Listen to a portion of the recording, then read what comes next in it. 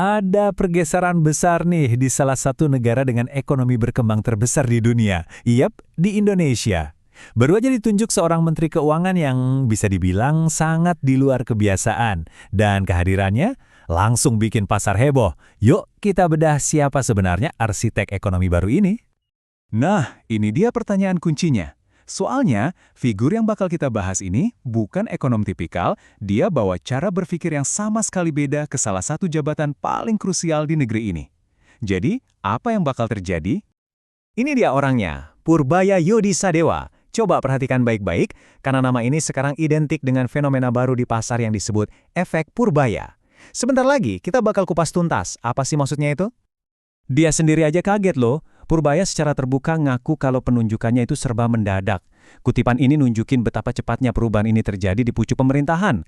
Nah, pertanyaannya apa sih sebenarnya isi kepala dari Menteri Kagetan ini? Oke, mari kita selami lebih dalam. Untuk ngerti gimana dia bakal membangun ekonomi Indonesia, kita harus lihat dulu cetak biru pemikirannya. Dan ini berakar dari fondasi yang sangat unik. Nah, ini yang super menarik. Di dalam dirinya itu ada perpaduan dua dunia. Coba dilihat. Di satu sisi, dia itu insinyur elektro dari ITB. Otaknya dilatih untuk berpikir logis, terstruktur, dan cari solusi paling praktis. Tapi di sisi lain, dia juga seorang doktor ekonomi dari Purdue University, yang pastinya jago soal model dan teori makroekonomi. Gabungan inilah yang jadi senjatanya. Dia punya teori ekonomi yang kuat untuk membenarkan langkah-langkah praktis di lapangan. Sekarang, yuk kita lihat gimana cetak biru pemikiran ini diuji di dunia nyata. Perjalanannya itu melintasi dua sektor yang sangat beda, dunia korporasi yang serba cepat dan birokrasi pemerintahan tingkat tinggi. Karirnya itu nggak dimulai dari Menara Gading. Dia start dari lapangan sebagai insinyur di Schlumberger, jadi dia paham betul ruang mesinnya ekonomi. Dari situ, dia meroket di Dana Reksa, jadi salah satu ekonom paling didengar di pasar modal. Dia tahu persis gimana pasar bereaksi, dari sisi teknis sampai strategis. Setelah matang di korporasi, dia masuk ke pemerintahan. Bagian ini nunjukin jejaknya di berbagai posisi super strategis, mulai dari kantor staf presiden, berbagai kementerian koordinator, sampai akhirnya jadi bos lembaga penjamin simpanan atau LPS. Poin pentingnya apa? Dia ini udah teruji dalam mengelola isu-isu nasional yang paling krusial. Oke, sekarang kita masuk ke intinya, ke dagingnya. Doktrin ekonominya. Ini adalah sebuah pergeseran yang sangat signifikan dari pendekatan pendahulunya yang cenderung lebih hati-hati. Doktrin Purbaya ini sederhananya bisa kita lihat dalam 3 pilar. Pertama, fokus utamanya itu hasil domestik, bukan sekedar ikut standar internasional. Buat dia, yang penting duit negara itu jadi barang kelihatan hasilnya. Kedua, negara boleh bahkan harus intervensi untuk melindungi kepentingan dalam negeri. Jelas beda kan sama pendekatan pasar bebas? Dan yang ketiga, super optimis soal pertumbuhan, pasang target PDB yang agresif di angka 6-7%. Dan inilah gebrakan pertamanya yang bikin heboh. Coba perhatikan infografik ini.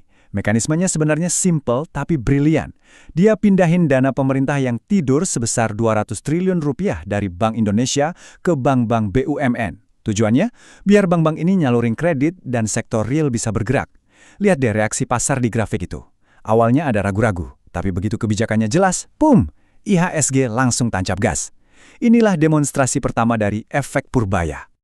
Jadi, biar kita semua sepaham, inilah yang disebut efek Purbaya, sebuah fenomena di mana pasar jadi lebih bergejolak, selalu mencoba menebak-nebak dan mengantisipasi setiap langkah dari Menteri Keuangan baru yang berani dan pro-stimulus ini. Tentu saja, gaya kepemimpinan yang mendobrak kayak gini nggak mungkin mulus-mulus aja, pasti ada tantangannya. Yuk kita lihat uji stres pertamanya, gaya koboynya dan kontroversi yang langsung nongol. Kutipan dari seorang anggota parlemen ini kayaknya merangkum semuanya dengan sempurna deh. Boleh koboy, tapi harus ada isinya.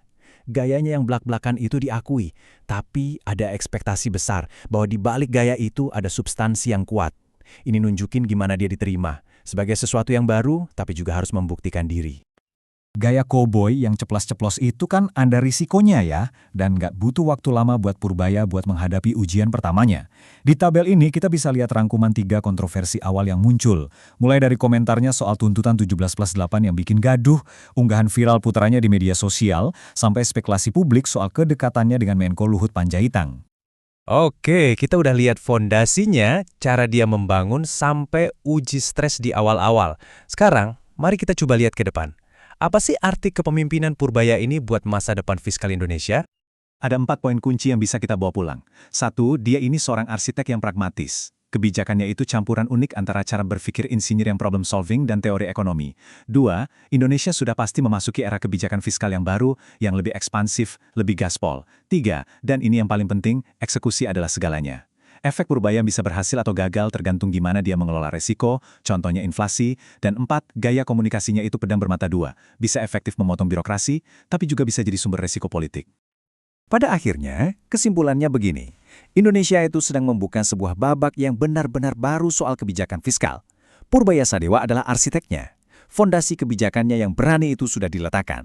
Nah, pertanyaan besarnya sekarang yang jadi tontonan kita semua adalah bagaimana struktur ekonomi ini akan dia bangun di atas fondasi tersebut.